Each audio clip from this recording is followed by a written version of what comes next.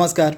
एक बार फिर से आप सभी का बहुत बहुत स्वागत है परीक्षा वर्ल्ड के इस यूट्यूब चैनल में। दोस्तों, जैसा कि आप सभी को पता है, पीईटी का एडमिट कार्ड जारी कर दिया गया है। एग्ज़ाम मात्र 13 से 14 दिन का टाइम आपके सामने बचा हुआ है। इसकी तैयारी को और बेहतर बनाने के लिए हम आप तक जो एमसीक्यूज़ की सीरीज चला रहे हैं प्रत्येक सब्जेक्ट की, उसमें हम थोड़ा सा क्वेश्चन को और ऐड करने जा रहे हैं। आज से हम हर सब्जेक्ट के 50 इंपॉर्टेंट प्रश्नों को पढ़ना स्टार्ट करेंगे, रिवीजन करना स्टार्ट करेंगे। तो अर्थव्यवस्था के इससे पहले हमने 2 वीडियो ऑलरेडी अपलोड कर दिए हैं। इसमें हमने लगभग 20 या 25 करके क्वेश्चन को कवर किया था एक पार्ट में। आज हम इसमें 50 इंपॉर्टेंट इकोनॉमिक्स के प्रश्नों को सॉल्व करेंगे। इसी के अलावा जो जीए और करंट अफेयर्स का जो एमसीक्यूज़ की हम सीरीज चला रहे हैं, उसमें भी हम 50 प्रश्न आज डिस्कस करेंगे शाम तक। तो प्रश्नों की संख्या को बढ़ा दिया गया है, एग्जाम एकदम नज़दीक आपका आ गया है। तो यह जो मोस्ट एक्सपेक्टेड क्वेश्चन आंसर की सीरीज है, इसको कम से कम आप देखिएगा ज़रूर, क्योंकि यह आपके एग्ज़ाम के लिए बहुत ही ज़्यादा फायदेमंद हो सकती है लास्ट समय में। तो चलिए आज की सेशन को शुरू करते हैं। तो पहला प्रश्न आपके सामने है, भारतीय अर्थव्यवस्था को किस रूप में व्यक्त किया जा सकता है। काफ़ी इंपॉर्टेंट प्रश्न है, डेफिनेटली आपसे एग्जाम में पूछा जा सकता है।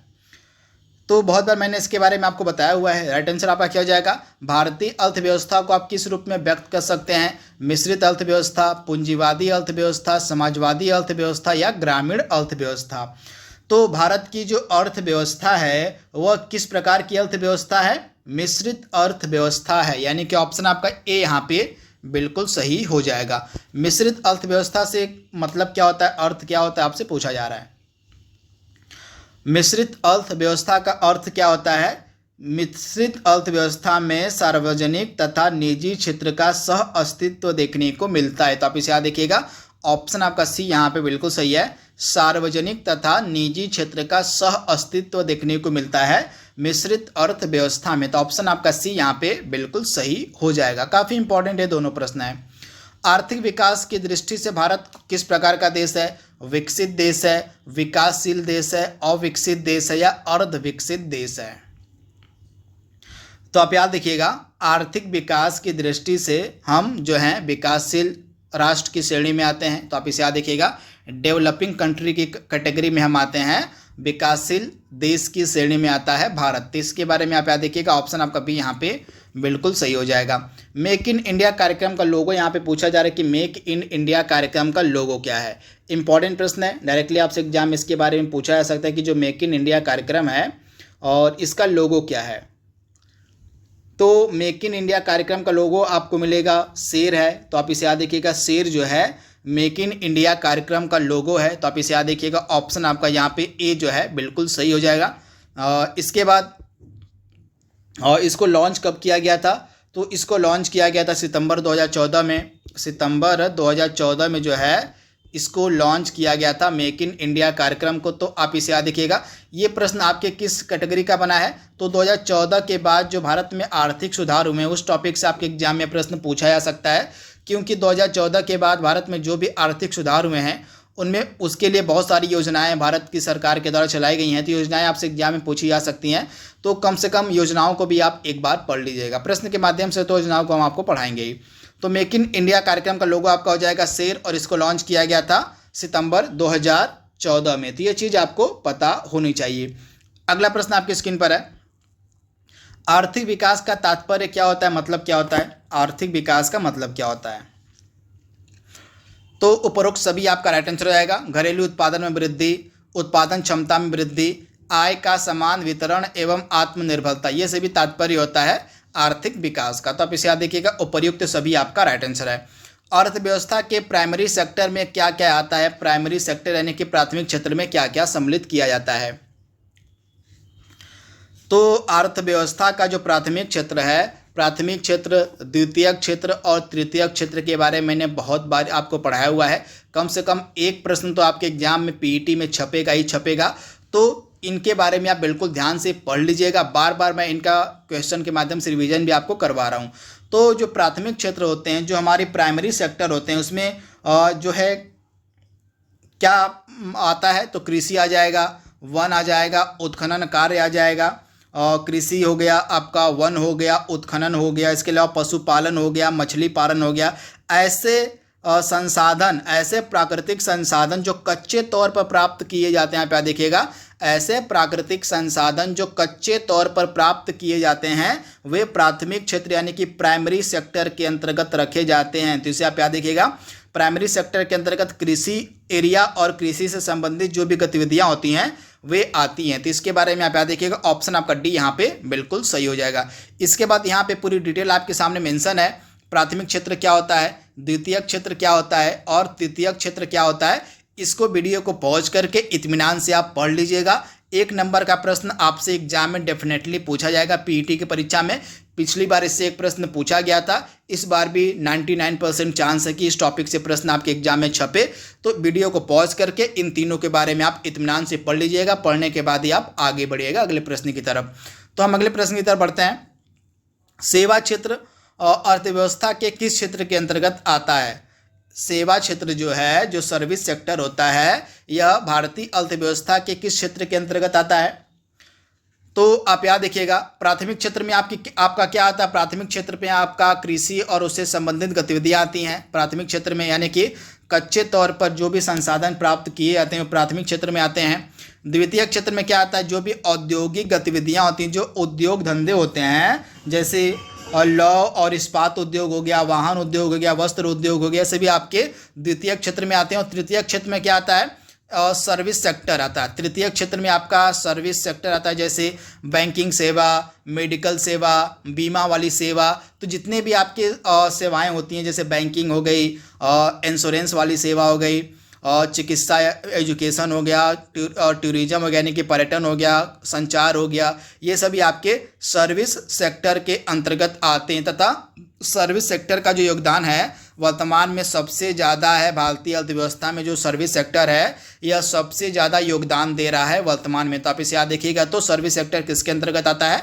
तृतीय क्षेत्र के अंतर्गत आता है। ऑप्शन आपका सी यहाँ पे बिल्कुल सही हो जाएगा। भारत में राष्ट्रीय आय की गणना का कार्य कौन करता है? भारत में राष्ट्रीय आय की गणना का कार्य कौन करता है? काफ़ी इंपॉर्टेंट प्रश्न है, 100% आपसे एग्जाम में पूछा जा सकता है इसके बारे में। तो इस कार्य को करता है कौन? तो इस कार्य को राष्ट्रीय आय की गणना किसके द्वारा किया जाता है? केंद्रीय सांख्यिकी कार्यालय के द्वारा, यानी कि ऑप्शन आपका ए यहाँ पे बिल्कुल सही है। केंद्रीय सांख्यिकी कार्यालय जो होता है इसी के द्वारा आय का गणना किया जाता है। जिसके बारे में आप याद देखिएगा, ऑप्शन जो आपका यहाँ पे ए है बिल्कुल सही हो जाएगा। अगला इंपॉर्टेंट प्रश्न आपकी स्क्रीन पर दिया गया है। राष्ट्रीय आय की गणना का आधार वर्ष वर्तमान में क्या है? आपसे पूछा जा रहा है राष्ट्रीय आय की गणना का आधार वर्ष क्या है? तो वर्तमान में 2011-12 जो है बेस ईयर है, आधार वर्ष है। राष्ट्रीय आय की गणना का नेशनल इनकम की जो नेशनल इनकम की गणना होती है वर्तमान में 2011-12 के बेस ईयर के आधार पर की जाती है। तो ऑप्शन आपका यहाँ पे सी बिल्कुल सही हो जाएगा। भारत की राष्ट्रीय आय में सर्वाधिक योगदान वर्तमान में किसका है? तो मैंने आपको अभी बताया है, वर्तमान में प्रेजेंट टाइम में भारत की राष्ट्रीय आय में सबसे ज़्यादा जो योगदान है दे रहा है तृतीय क्षेत्र, यानी कि ऑप्शन आपका सी यहाँ पे बिल्कुल सही है। हमारी जो जीडीपी है ना, हमारी जीडीपी में सबसे ज़्यादा योगदान जो है वर्तमान में सर्विस सेक्टर यानी कि तृतीय क्षेत्र दे रहा है। तो ऑप्शन आपका सी यहाँ पे बिल्कुल सही हो जाएगा। अगला प्रश्न आपके सामने है, भारत में राष्ट्रीय आय का सर्वप्रथम अनुमान किसने किया था? भारत में राष्ट्रीय आय का जो सर्वप्रथम बार अनुमान है किसके द्वारा किया गया था? तो आप याद रखिएगा, दादा भाई नौरोजी के द्वारा। इंपॉर्टेंट प्रश्न है। भारत में राष्ट्रीय आय का सबसे पहले जो आकलन किया गया था दादा भाई नौरोजी के द्वारा, यानी कि ऑप्शन आपका डी यहाँ पे बिल्कुल सही हो जाएगा। यहाँ पे पूरी डिटेल लिखी गई है। भारत की राष्ट्रीय आय की गणना का प्रथम प्रयास जो है दादा भाई नौरोजी के द्वारा किया गया था। तो आप इसे याद रखिएगा। उन्होंने वर्ष 1867-68 में राष्ट्रीय आय 340 करोड़ रुपए और प्रति व्यक्ति आय को 20 करोड़ रुपए का, मतलब 20 रुपए का अनुमान लगाते हैं कि प्रति व्यक्ति आय जो उस समय 20 रुपए मानी गई थी 1867-68 में। किसके द्वारा? तो दादा भाई नौरोजी के द्वारा। तथा दादा भाई नौरोजी को जो है इंडियन ग्लैडस्टोन और भारत के grand old man of India के नाम से जाना जाता है। तथा इनके द्वारा एक पुस्तक लिखी गई थी, poverty and un British rule in India. क्या आप बता सकते हैं कि इस पुस्तक का प्रकाशन कब किया गया था? Poverty and un British rule in India में आपके सामने 4 ऑप्शन दे रहा हूँ। सन 1900, 1901, 1902 या 1903। आपको जवाब देना है कि poverty and un British rule in India पुस्तक का प्रकाशन किस वर्ष में किया गया था। बहुत बार ये प्रश्न एग्जाम में पूछा गया है। अगला प्रश्न आपके सामने है, भारत में बेरोजगारी के आंकड़ों को कौन तैयार करता है? भारत में बेरोजगारी के जो आंकड़े हैं ये कौन तैयार करता है? तो राष्ट्रीय नमूना सर्वेक्षण संगठन, यानी कि ऑप्शन आपका डी यहाँ पे बिल्कुल सही है। जो अनएम्प्लॉयमेंट के डेटा होता है, जो बेरोजगारी का आंकड़ा होता है, यह तैयार किया जाता है राष्ट्रीय नमूना सर्वेक्षण संगठन के द्वारा। तो इसे आप याद रखिएगा, और राष्ट्रीय नमूना सर्वेक्षण संगठन इंपॉर्टेंट है। ऑप्शन आपका यहाँ पे डी बिल्कुल सही हो जाएगा। अगला प्रश्न आपके सामने है, आपको बताना है उस वित्त मंत्री का नाम जब भारत में 1991 में औद्योगिकरण के लिए उदारीकरण की नीति को स्वीकार किया गया था। तो राइट आंसर क्या हो जाएगा? जब एलपीजी रिफॉर्म्स लाए गए थे, उदारीकरण, निजीकरण और वैश्वीकरण की जो नीति लाई गई थी 1991 में, उस समय हमारे वित्त मंत्री थे आपके डॉक्टर मनमोहन सिंह जी, यानी कि ऑप्शन आपका सी यहाँ पे बिल्कुल सही हो जाएगा, डॉक्टर मनमोहन सिंह। भारत के ग्रामीण क्षेत्रों में पाई जाने वाली बेरोजगारी किस प्रकार की है? भारत के ग्रामीण क्षेत्रों में किस प्रकार की बेरोजगारी पाई जाती है? तो ग्रामीण क्षेत्रों में जो है प्रच्छन्न बेरोजगारी देखने को मिलती है, यानी कि ऑप्शन आपका ए यहाँ पे बिल्कुल सही है। ग्रामीण क्षेत्रों में जो है प्रच्छन्न बेरोजगारी देखने को मिलती है। और जीएसटी परिषद की स्थापना से जुड़ा हुआ अनुच्छेद कौन सा है? इसमें से जीएसटी परिषद की स्थापना से जुड़ा हुआ अनुच्छेद आपसे पूछा जा रहा है कि कौन सा है। फटाक से इसका जवाब देने की आप कोशिश कीजिए कि जो जीएसटी परिषद है इससे जुड़ा हुआ अनुच्छेद आर्टिकल कौन सा है। तो राइट आंसर आपका क्या हो जाएगा? 279A। आप याद देखिएगा, अनुच्छेद 279A जो है जीएसटी काउंसिल यानी कि जीएसटी परिषद से जुड़ा हुआ है, तो आप इसे याद देखिएगा। तथा जीएसटी परिषद का गठन किसके द्वारा किया जाता है? तो प्रेसिडेंट ऑफ इंडिया, भारत के राष्ट्रपति के द्वारा। आप इसे याद कर लीजिएगा, जीएसटी से आपके एग्जाम प्रश्न पूछा जाएगा। तो जीएसटी परिषद की स्थापना, जीएसटी परिषद का गठन कौन कर सकता है? तो प्रेसिडेंट ऑफ इंडिया। किस आर्टिकल के तहत? तो आर्टिकल 279A के तहत। तो आप इसे याद रखिएगा, इंपॉर्टेंट है। तो ऑप्शन आपका बी यहाँ पे बिल्कुल सही हो जाएगा। और जीएसटी परिषद का अध्यक्ष कौन होता है? जीएसटी परिषद का अध्यक्ष कौन होता है आपसे पूछा जा रहा है, इंपॉर्टेंट प्रश्न है। तो जीएसटी परिषद का अध्यक्ष कौन होता है? केंद्रीय वित्त मंत्री होते हैं जीएसटी परिषद के अध्यक्ष, यानी कि ऑप्शन आपका जो यहाँ पे सी है बिल्कुल सही हो जाएगा। केंद्रीय वित्त मंत्री जो हैं हमारे जीएसटी परिषद के अध्यक्ष होते हैं। तो ऑप्शन आपका सी यहाँ पे बिल्कुल सही है। चलिए कमेंट बॉक्स में बताइएगा कि वर्तमान में हमारे वित्त मंत्री, हमारे फाइनेंस मिनिस्टर कौन है वर्तमान में, आप इसे कमेंट बॉक्स में बताइएगा। तथा एक चीज़ मैं आपको और बता दूं कि वर्तमान में जीएसटी स्लैब कितना है, कितना है? तो 0%, 5%, 5% के बाद 12%, 12% के बाद 18%, 18% के बाद आपका 28%। ये जीएसटी स्लैब भी आप याद कर लीजिएगा, 5, 12, 28, 18 इंपॉर्टेंट है, आपसे पूछा जा सकता है। इसके बाद अगला प्रश्न आपके स्क्रीन पर दिया गया है, वर्ल्ड डेवलपमेंट रिपोर्ट को प्रकाशित कौन करता है? इंपॉर्टेंट प्रश्न है, 100% एग्जाम में आपसे पूछा जाएगा कि जो वर्ल्ड डेवलपमेंट रिपोर्ट है यह कौन प्रकाशित करता है? तो यह प्रकाशित करता है वर्ल्ड बैंक, विश्व बैंक, यानी कि ऑप्शन आपका यहाँ पे ए बिल्कुल सही हो जाएगा। विश्व बैंक के द्वारा जो है वर्ल्ड डेवलपमेंट रिपोर्ट का प्रकाशन किया जाता है। जीएसटी परिषद का सचिवालय यहाँ पे पूछा जा रहा है कि कहाँ पर है? जीएसटी परिषद का सचिवालय कहाँ पर है? तो आप याद रखिएगा, जीएसटी परिषद का जो सचिवालय है आपको मिलेगा दिल्ली में, यानी कि ऑप्शन आपका जो यहाँ पे दिया गया है नई दिल्ली बिल्कुल सही हो जाएगा, ऑप्शन सी। तथा जीएसटी लाने का प्रस्ताव किस समिति के द्वारा दिया गया था? तो आप इसे याद रखिएगा, Kelkar task force, Kelkar task force. इसके बारे में आप याद रखिएगा, जीएसटी का प्रस्ताव सर्वप्रथम बार 2003 में इसी के द्वारा दिया गया था। तो आप इसे याद रखिएगा, इम्पॉर्टेंट है। तथा जीएसटी किस प्रकार का टैक्स है? तो जीएसटी जो है आपका एक इनडायरेक्ट टैक्स है। अभी आपसे पूछा जा सकता है जीएसटी जो है आपका किस प्रकार का टैक्स है? तो जीएसटी जो है आपका इनडायरेक्ट टैक्स है। किस प्रकार का? तो अप्रत्यक्ष कर का एग्जाम्पल है जीएसटी आपका। तो आप इसे याद रखिएगा, आपसे पूछा जा सकता है। और संशोधन कौन सा है? तो 101वां संविधान संशोधन अधिनियम आपका है, ये भी इम्पॉर्टेंट है, आपसे पूछा जा सकता है। तथा जीएसटी हमारी लागू कब हुई थी? 1 जुलाई 2017 को। वित्त मंत्री कौन थे उस समय? तो अरुण जेटली साहब जो हैं उस समय वित्त मंत्री थे जब 1 जुलाई 2017 को पूरे देश में जीएसटी लागू हुई थी। तथा 1 जुलाई को हम जीएसटी दिवस के रूप में सेलिब्रेट करते हैं, मनाते हैं। अगला प्रश्न आपके सामने है, मानव विकास सूचकांक में क्या क्या शामिल है। आपसे पूछा जाए कि मानव विकास सूचकांक जो होता है इसमें क्या क्या शामिल किया जाता है। तो मानव विकास सूचकांक में आपका जीवन प्रत्याशा, लाइफ एक्सपेक्टेंसी शामिल होती है, और लिटरेसी रेट यानी कि साक्षरता दर शामिल होती है, और इसके अलावा प्रति व्यक्ति राष्ट्रीय आय को शामिल किया, यानी कि उपयुक्त सभी आपका राइट आंसर जाएगा। ऑप्शन आपका डी यहाँ पे बिल्कुल सही हो जाएगा। भारत में मानव विकास रिपोर्ट जारी करने वाला पहला राज्य कौन सा था। भारत में मानव विकास रिपोर्ट जारी करने वाला पहला राज्य आपका था एमपी, यानी कि मध्य प्रदेश, यानी कि ऑप्शन आपका बी यहाँ पे बिल्कुल सही हो जाएगा, मध्य प्रदेश। यहाँ पे मानव विकास सूचकांक से जुड़े इंपॉर्टेंट फैक्ट्स लिखे गए हैं जो आप देख सकते हैं। मानव विकास सूचकांक यानी कि ह्यूमन डेवलपमेंट इंडेक्स जीवन प्रत्याशा, शिक्षा और आय सूचकांकों का एक संयुक्त सांख्यिकी सूचकांक है, जिसे मानव विकास के 3 आधारों द्वारा तैयार किया जाता है।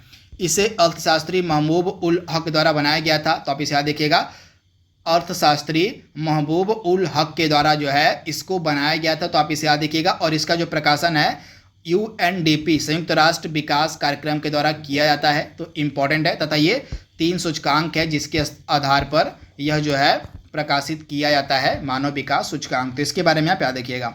अगला प्रश्न आपके स्क्रीन पर है, प्रधानमंत्री ग्राम सड़क योजना कब प्रारंभ की गई थी। प्रधानमंत्री ग्राम सड़क योजना आपकी प्रारंभ की गई थी 25 दिसंबर वर्ष 2000 को, यानी कि ऑप्शन आपका ए यहाँ पे बिल्कुल सही हो जाएगा। भारत निर्माण योजना किससे संबंधित है। भारत निर्माण योजना किससे संबंधित है।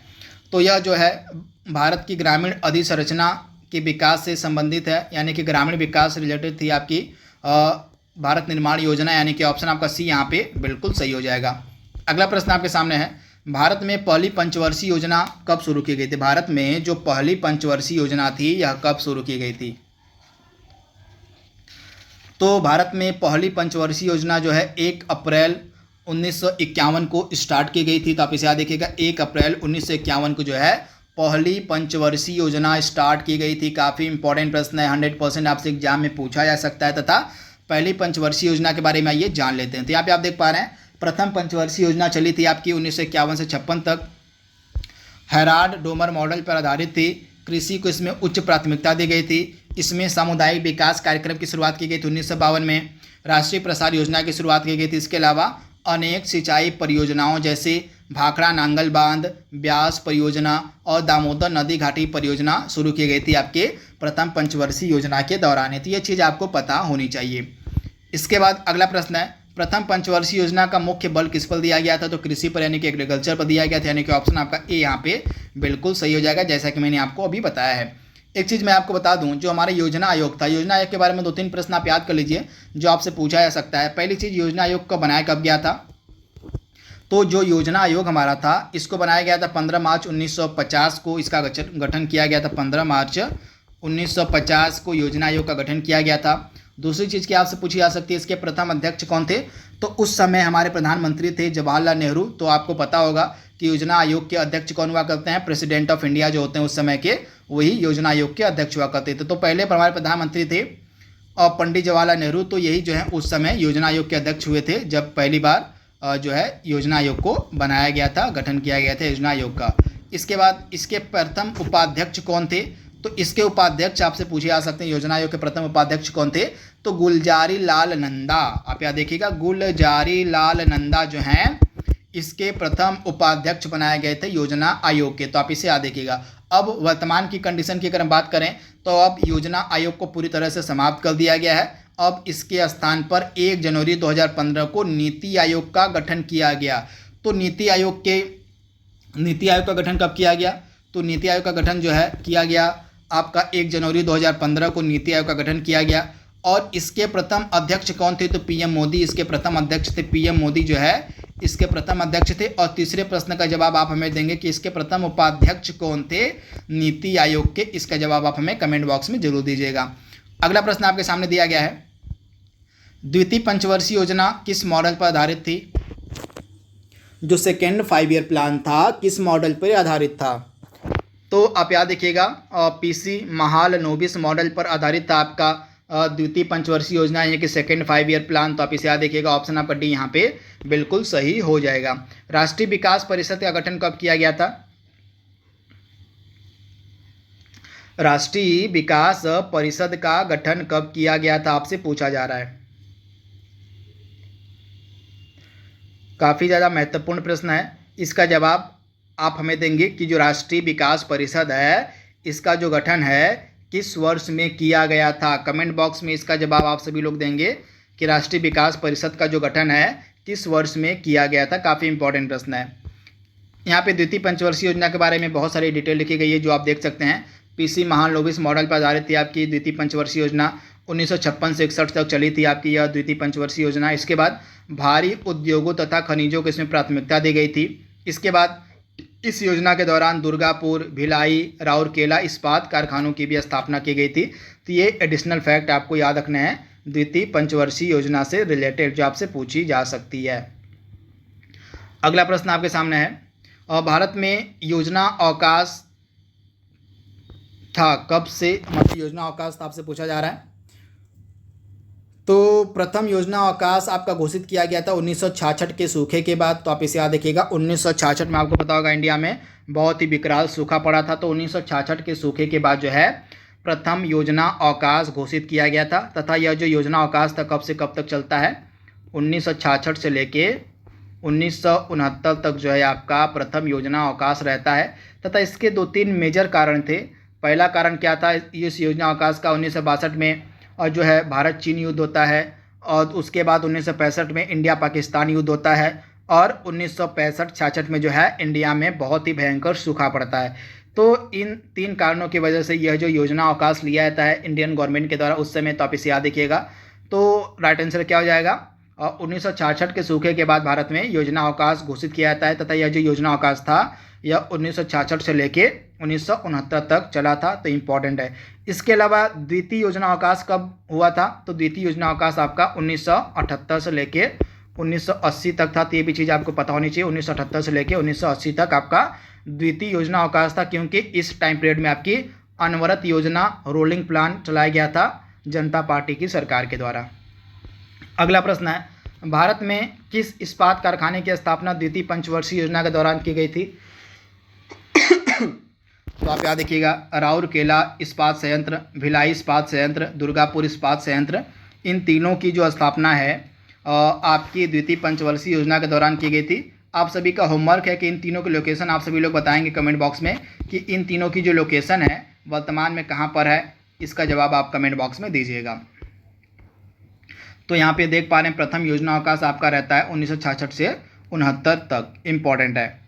इसके बाद अगला इंपॉर्टेंट प्रश्न आपके स्क्रीन पर दिया गया है, गरीबी हटाओ तथा आत्मनिर्भरता की प्राप्ति जो है किस योजना का मुख्य लक्ष्य था? गरीबी हटाओ तथा आत्मनिर्भरता की जो प्राप्ति है यह किस योजना का मेन लक्ष्य था? तो इसका राइट आंसर आपका क्या हो जाएगा, यह लक्ष्य था आपका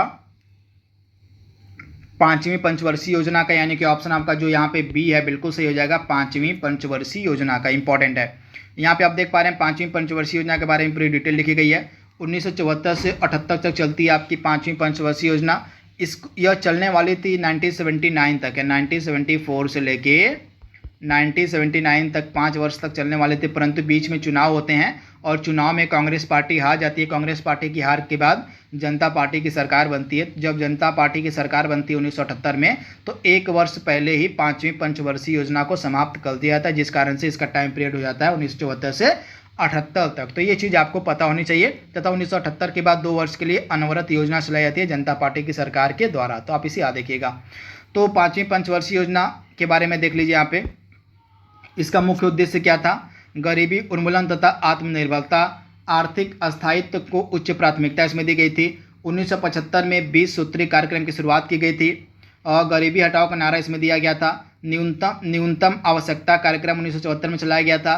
काम के बदले अनाज तथा अंत्योदय योजना चलाई गई थी। इसके अलावा जनता पार्टी सरकार द्वारा इसे 1 वर्ष पहले ही 1978 में समाप्त कर दिया जाता है। तो ये चीज़ आप याद रखिएगा, इंपॉर्टेंट है, डायरेक्टली आपसे पूछी जा सकती है।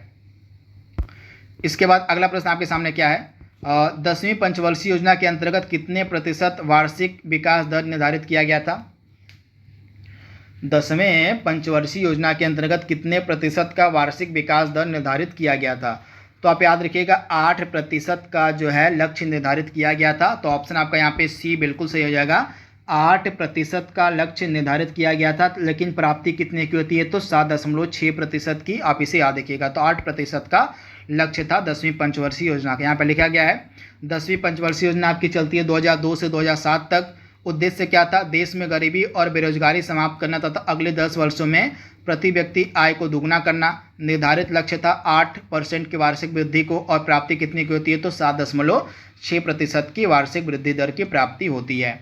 अगला प्रश्न है 12वीं पंचवर्षीय योजना की अवधि यहाँ पे पूछी जा रही है, कितनी थी, मतलब कब से कब तक थी? तो 2012 से 2017 तक जो है अवधि थी 12वीं पंचवर्षीय योजना की। तो आप इसे याद देखिएगा 2012 से 17 अवधि थी 12वीं पंचवर्षीय योजना की। 12वीं पंचवर्षीय योजना में कितने प्रतिशत वार्षिक वृद्धि दर निर्धारित करने का लक्ष्य रखा गया था? तो विकास दर का लक्ष्य रखा गया था 8%, यानी कि ऑप्शन आपका जो यहाँ पे दिया गया ए बिल्कुल सही हो जाएगा। 8% की वार्षिक वृद्धि दर का लक्ष्य रखा गया था 12वीं पंचवर्षीय योजना में। तो इसके बारे में आप याद रखिएगा। यहाँ पे आप देख पा रहे हैं 12वीं पंचवर्षीय योजना चली थी आपकी 2012 से, मतलब 2012 से 17 तक यह चलने वाली थी। बीच में इसको समाप्त कर दिया जाता है। इसका उद्देश्य क्या था? तीव्रतर, अधिक समावेशी और धारणीय विकास। योजना के लक्ष्य क्या क्या थे? विकास दर 8% प्राप्त करना, कृषि क्षेत्र में 4% का विकास दर प्राप्त करना, और मैन्युफैक्चरिंग यानी कि विनिर्माण के क्षेत्र में 10% का विकास हासिल करना इस योजना का लक्ष्य था। तो आप इसे याद रखिएगा। अगला प्रश्न है 15वें वित्त आयोग के अध्यक्ष कौन है? तो 15वें वित्त आयोग के अध्यक्ष आपके हैं एन.के. सिंह, यानी कि ऑप्शन आपका सी यहाँ पे बिल्कुल सही हो जाएगा। एन.के. सिंह जो हैं 15वें वित्त आयोग के अध्यक्ष थे। ऑप्शन आपका यहाँ पे जो दिया गया है सी वाला बिल्कुल सही हो जाएगा। भारत में वैट कब लागू हुआ था? आपसे पूछा जा रहा है कि भारत में जो वैट है यह किस तिथि को लागू हुआ था? इसका जवाब आप कमेंट बॉक्स मतलब अभी दीजिए कि जो वैट है भारत में किस तिथि को लागू किया गया था। काफ़ी ज़्यादा महत्वपूर्ण प्रश्न है। तो राइट आंसर आपका क्या हो जाएगा? भारत में जो वैट है यह कब लागू किया गया था? तो भारत में वैट कब लागू हुआ था? तो आप याद रखिएगा भारत में वैट जो है 1 अप्रैल 2005 को लागू हुआ था, यानी कि ऑप्शन आपका सी यहाँ पे बिल्कुल सही हो जाएगा। वहीं एक चीज़ आप ध्यान दीजिएगा, भारत में वैट लागू करने वाला पहला राज्य कौन सा था? इंपॉर्टेंट है। तो भारत में वैट लागू करने वाला पहला राज्य था हरियाणा। ये चीज़ आपसे पूछी जा सकती है। तो हरियाणा जो है पहला स्टेट था जिसके द्वारा भारत में वैट लागू किया गया था। वैल्यू एडेड टैक्स, मूल्य वर्धित कर लागू किया गया था। आप इसे याद रखिएगा, हरियाणा में सबसे पहले किया गया था और पूरे भारत में यह 1 अप्रैल 2005 को लॉन्च होता है। अगला प्रश्न आपके स्क्रीन पर दिया गया है। तो यहाँ पे 15वें वित्त आयोग से जुड़े हुए कुछ फैक्ट लिखे गए हैं। तो यहाँ पे आप देख पा रहे हैं 15वें वित्त आयोग के अध्यक्ष हैं श्री एन.के. सिंह। ये चीज़ आपको पता होनी चाहिए। एन.के. सिंह जो हैं 15वें वित्त आयोग के अध्यक्ष हैं तथा इस वित्त आयोग ने 2021-22 से लेकर 2025-26 तक की अवधि के लिए अपनी रिपोर्ट को राष्ट्रपति को दे दिया है।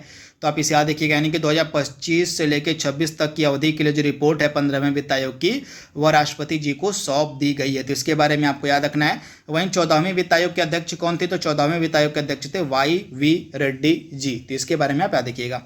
अगला प्रश्न आपके सामने है, सरकार द्वारा पुरानी मुद्रा को समाप्त कर नई मुद्रा चलाना क्या कहलाता है? सरकार के द्वारा पुरानी मुद्रा को चलन से हटाकर नई मुद्रा को चलाना क्या कहलाता है? तो इसको हम क्या कहते हैं? इस कंडीशन को हम बोलते हैं विमुद्रीकरण। तो आप इसे याद, मतलब यहाँ पे क्या है, सरकार द्वारा पुरानी मुद्रा को समाप्त कर नई मुद्रा चलाना आपका डीमोनिटाइजेशन यानी कि विमुद्रीकरण कहलाता है। यानी कि ऑप्शन आपका जो यहाँ पे सी है बिल्कुल सही हो जाएगा। वह अवस्था जिसमें मुद्रा का मूल्य गिर जाता है और कीमतें बढ़ जाती है, इस स्थिति को हम क्या कहते हैं? वह स्थिति जिसमें मुद्रा का मूल्य गिर जाता है और कीमतें बढ़ जाती हैं, उस स्थिति को हम क्या कहते हैं? तो इस स्थिति को हम बोलते हैं मुद्रास्फीति। इसको हम बोलते हैं इन्फ्लेशन। आ गया है भैया, जब दाम बढ़ने लगते हैं ना, जब वस्तुओं के दाम बढ़ने लगे और प्राइस मतलब पैसा जो है उसकी वैल्यू घटने लगे, तब जान लीजिए कि इन्फ्लेशन आ गया। इन्फ्लेशन में क्या होता है? पैसे की वैल्यू डाउन हो जाती है और जो वस्तुओं का दाम होता है वह आसमान छूने लगता है, काफ़ी तेज़ी से बढ़ने लगता है। तो वही चीज़ यहाँ पे लिखी गई है, वह अवस्था जिसमें मुद्रा का मूल्य गिर जाता है और कीमतें बढ़ जाती हैं कहलाती है इन्फ्लेशन यानी कि मुद्रास्फीति। तो इसके बारे में आप याद रखिएगा। मुद्रास्फीति से लाभान्वित कौन होता है? तो मुद्रास्फीति से सबसे ज़्यादा लाभान्वित कौन होता है? तो आप इसे याद देखिएगा, ऋणी जो है लाभान्वित होते हैं मुद्रास्फीति से। तो आप इसे याद देखिएगा, ऑप्शन आपका बी यहाँ पे बिल्कुल सही हो जाएगा। यहाँ पे लिखा गया इसके बारे में पूरी डिटेल। मुद्रास्फीति का सामान्य अर्थ क्या होता है? तो वस्तुओं के मूल्य स्तर में वृद्धि और पैसे के मूल्य में कमी होती है। यानी कि सिंपल सा मीनिंग होता है कि मुद्रास्फीति में क्या होता है, इन्फ्लेशन में क्या होता है, वस्तुओं के जो मूल्य है काफ़ी ज़्यादा बढ़ जाते हैं और पैसे की वैल्यू गिर जाती है। मुद्रास्फीति से लाभ किसको होता है? ऋणी को होता है, कृषक वर्ग को होता है, उत्पादक को होता है, विनियोजक को होता है, परिवर्तनशील आय वाले समूह को होता है। यानी कि जिनकी आय हमेशा मतलब घटते बढ़ते रहती है, उनको जो है फ़ायदा होता है। इसके अलावा व्यापारिक वर्ग को फ़ायदा होता है इन्फ्लेशन का। मुद्रास्फीति से नुकसान किसको होता है? उपभोक्ता को होता है, ऋणदाता को होता है, स्थिर आय वाले को नुकसान होता है। इसके अलावा पेंशन भोगी को मुद्रास्फीति से आपकी इन्फ्लेशन से नुकसान होता है। तो ये चीज़ आपको पता होनी चाहिए। इसके बाद अगला इंपॉर्टेंट प्रश्न आपके सामने है, अब तक भारतीय रुपए का कितनी बार अवमूल्यन किया गया है? काफ़ी महत्वपूर्ण प्रश्न है। और डीवैल्यूएशन यानी कि अवमूल्यन जो है इंडियन रुपये का अब तक कितनी बार किया जा चुका है? काफ़ी महत्वपूर्ण प्रश्न है। तो मुद्रा का अवमूल्यन अभी तक कितनी बार किया जा चुका है? तो अब तक जो है 3 बार मुद्रा का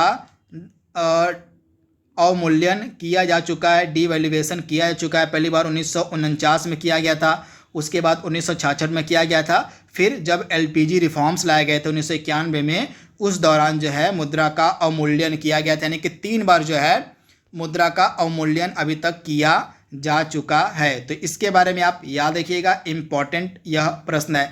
तो मुद्रा के अवमूल्यन से हमारी अर्थव्यवस्था पर क्या प्रभाव पड़ता है, यह चीज़ आपसे एग्जाम में पूछी जा सकती है। आखिरकार गवर्नमेंट के द्वारा, भारतीय सरकार के द्वारा, किसी भी गवर्नमेंट के द्वारा जो डीवैल्यूएशन है अपनी करेंसी का क्यों किया जाता है? तो सिंपल सा मतलब होता है डीवैल्यूएशन करने का, निर्यात में वृद्धि करना, निर्यात में वृद्धि करना। तो आप इसे याद देखिएगा, यानी कि अवमूल्यन के प्रभाव क्या होते हैं? निर्यात में वृद्धि करना और आयात महंगा हो जाता है इस जो है अवमूल्यन से। तो निर्यात को सिंपल सा बढ़ाने के लिए जो है अवमूल्यन किया जाता है। तो आप इसे याद देखिएगा, इससे क्या होता है कि व्यापार घाटा कम होता है और व्यापार संतुलन पर अनुकूल प्रभाव पड़ता है। तो आप इसे याद देखिएगा, इंपॉर्टेंट है। तो रुपये का अभी तक जो अवमूल्यन है 3 बार किया गया, 1949, 1966 और 1991। इसके प्रभाव किस पर पड़ता है? निर्यात में वृद्धि होती है और आयात महंगा हो जाता है। आप इसे याद देखिएगा। भारत का केंद्रीय बैंक कौन सा है? इंपॉर्टेंट प्रश्न है, भारत का केंद्रीय बैंक कौन सा है? काफ़ी महत्वपूर्ण प्रश्न है। तो आपका हो जाएगा reserve bank of India, Bharat का केंद्रीय बैंक है। इंपॉर्टेंट प्रश्न है, आई होप इसका आंसर सभी को पता हो रहा होगा। तो स्टेट बैंक, हमारा जो रिजर्व बैंक ऑफ इंडिया है, यह भारत का सेंट्रल बैंक है। तो आप इसे याद रखिएगा, इसको हम बैंकों का बैंक भी कहते हैं। सारी चीज़ इसके बारे में यहाँ पर लिखी गई है, मेंशन की गई है। यहाँ पे आप देख पा रहे हैं रिजर्व बैंक ऑफ इंडिया के बारे में। केंद्रीय बैंक के रूप में रिजर्व बैंक ऑफ इंडिया की स्थापना जो है हिल्टन यंग आयोग की संतुष्टि पर की गई थी। पहली चीज़ तो आपको ये याद रखनी है। आरबीआई एक्ट 1934 के तहत 1 अप्रैल 1935 को आरबीआई की स्थापना की गई थी। ये एक्ट भी आप याद रखिएगा, 1934 का एक्ट था। 1 जनवरी 1949 को इसका राष्ट्रीयकरण किया गया था। इसके पहले गवर्नर थे सर ऑसबॉर्न स्मिथ, और राष्ट्रीयकरण के समय इसके गवर्नर होते हैं सीडी देशमुख, और वर्तमान में गवर्नर हैं शक्तिकांत दास। तो ये सारी चीज़ें आपको पता होनी चाहिए।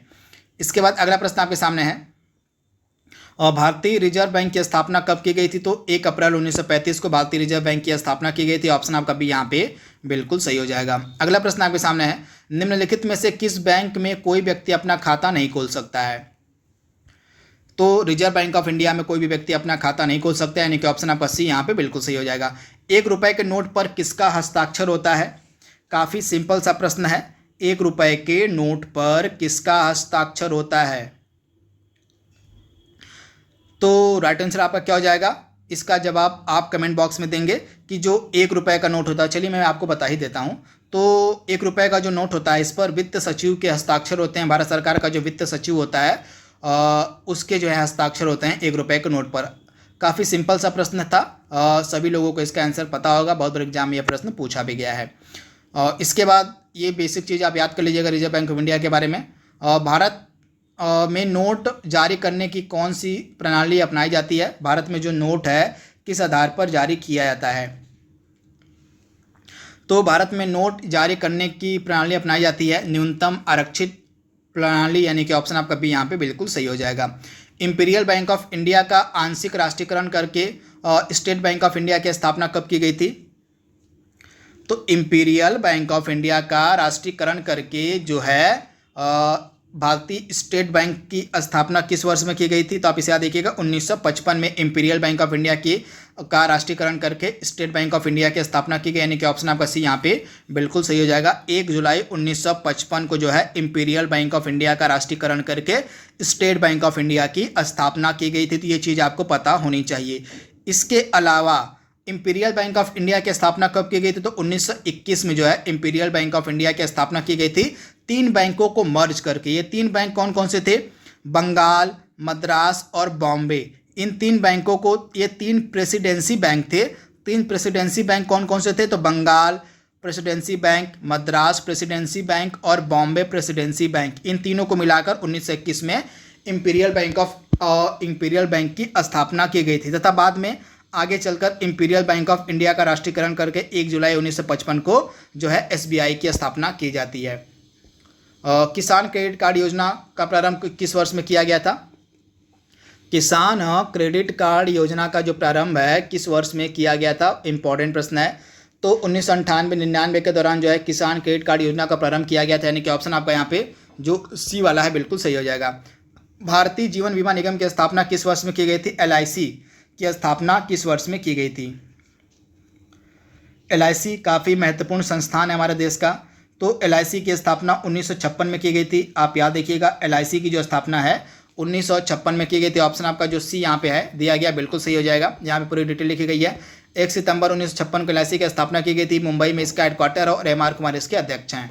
अगला प्रश्न आपके सामने है, प्रथम बार कितने बैंकों का राष्ट्रीयकरण किया गया था? प्रथम बार कितने बैंकों का राष्ट्रीयकरण किया गया था? काफ़ी ज़्यादा महत्वपूर्ण प्रश्न है। आई होप इसका आंसर सभी लोग देंगे, बहुत बार इसके बारे में मैंने पढ़ाया भी हुआ है। तो प्रथम बार कितने बैंकों का राष्ट्रीयकरण किया गया था भैया? तो प्रथम बार 14 बैंकों का राष्ट्रीयकरण किया गया था। ये चीज़ आपको पता होनी चाहिए। प्रथम बार 14 बैंकों का राष्ट्रीयकरण किया गया था। आप इसे याद देखिएगा, इंपॉर्टेंट ऑप्शन आपका यहाँ पे सी बिल्कुल सही हो जाएगा। नरसिम्हन समिति का संबंध किससे है? तो बैंकिंग संरचना सुधारों से संबंधित आपकी है नरसिम्हन समिति, यानी कि ऑप्शन आपका डी यहाँ पे बिल्कुल सही हो जाएगा। बैंकिंग संरचना सुधारों से संबंधित है आपकी नरसिम्हन समिति। यहाँ पे आप देख लीजिए 19 जुलाई 1969 को 14 बैंकों का राष्ट्रीयकरण किया गया। फिर 1980 में 6 बैंकों का राष्ट्रीयकरण किया गया। 15 अप्रैल 1980 को 6 बैंकों का राष्ट्रीयकरण किया गया जिनकी जमा पूंजी 200 करोड़ रुपए या उससे अधिक थी। इसके बाद वर्तमान में कुल राष्ट्रीयकृत बैंक हमारे 12 हैं, जिनमें से एक आपका SBI है, central state bank of India है, SBI है, और 11 अन्य बैंक हैं, यानी कि टोटल वर्तमान में SBI को मिलाकर 12 जो हैं हमारे राष्ट्रीयकृत बैंक है वर्तमान में। इसके बाद लास्ट ये समिति देख लीजिएगा। यहाँ पे कुछ इंपॉर्टेंट समितियाँ हैं जो आपसे एग्जाम में पूछी जा सकती हैं। चाहे तो आप इसका स्क्रीनशॉट ले सकते हैं, चाहे तो वीडियो को पॉज करके इसको आप पढ़ लीजिएगा, रोक कर वीडियो को। ये इंपॉर्टेंट समितियां हैं जो इकोनॉमिक्स से जुड़ी हुई हैं। इसके बाद लास्ट के 2 प्रश्न आपके सामने हैं। निम्नलिखित में से कौन सी संस्था शेयर बाजारों पर नियंत्रण रखती है? तो सेबी जो है यह शेयर बाजारों पर नियंत्रण रखती है, यानी कि ऑप्शन आपका यहाँ पे जो बी है बिल्कुल सही हो जाएगा। और देश में कृषि एवं ग्रामीण विकास हेतु वित्तीय सुविधा उपलब्ध कराने वाली सर्वोच्च संस्था कौन सी है? तो नाबार्ड हो जाएगा, यानी कि ऑप्शन आपका ए यहाँ पे बिल्कुल सही हो जाएगा। नाबार्ड जो है यह देश में कृषि एवं ग्रामीण विकास हेतु वित्त सुविधा उपलब्ध कराने वाली सर्वोच्च संस्था है। तो इसके बारे में आप याद देखिएगा, नाबार्ड आपका राइट आंसर हो जाएगा। नाबार्ड की स्थापना 12 जुलाई 1982 को की गई थी। मुंबई में इसका हेडक्वार्टर है नाबार्ड का। तो यहाँ पे आप देख पा रहे हैं security and exchange board of India, जिसको हम सेबी के नाम से जानते हैं, इसकी स्थापना 1988 में की गई थी और इसका एक्ट है 1992 का। तो आप इस सेबी का एक्ट 1992 का है, तो इसके बारे में भी आप याद देखिएगा। लेकिन इसकी स्थापना बहुत पहले की गई थी 1988 में ही। इसकी पहली महिला अध्यक्ष बनाई गई हैं माधवीपुरी बुच, तो इनके बारे में आप याद देखिएगा। इसके अलावा नाबार्ड राष्ट्रीय कृषि तथा ग्रामीण विकास बैंक स्थापना 12 जुलाई 1982 किया गया था। मुख्यालय इसका मुंबई में है और इसके अध्यक्ष आप हमें बताएंगे कि वर्तमान में नाबार्ड के अध्यक्ष कौन है। तो इस तरह से 50 महत्वपूर्ण प्रश्नों के अलावा बहुत सारे एडिशनल जानकारी को हमने आपके साथ साझा किया है। इकोनॉमिक्स का यह बहुत ही ज़्यादा इंपॉर्टेंट वीडियो है आपके पीटी की परीक्षा के लिए, लास्ट समय के लिए। तो आज के लिए बस इतना ही। Thank you, thanks for watching, thank you.